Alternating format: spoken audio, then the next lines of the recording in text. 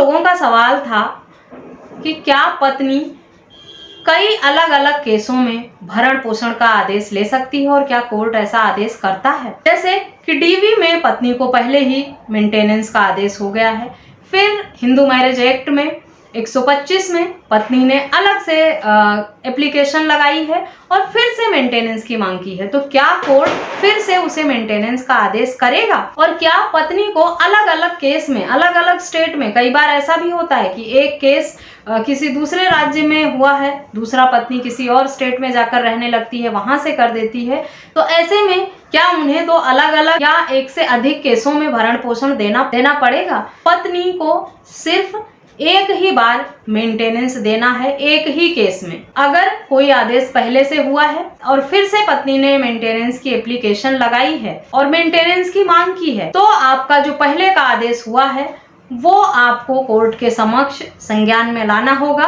Court को बताना होगा कि मैं इतना मेंटेनेंस पहले से ही दे रहा हूँ, इस केस में इतना इतना आदेश हुआ है। उसके बाद कोर्ट पुराने आदेश को भी नए में ही एडजस्ट कर देती, यानी एक ही भरण पोषण का आदेश होगा। हाँ, पत्नी उसे बढ़ाने की या पति उसे कम करने की मांग जरूर कर सकता है कि ज्यादा है या पत्नी कहे कम है, लेकिन अलग अलग मामलों में अलग अलग आदेश नहीं होते हैं।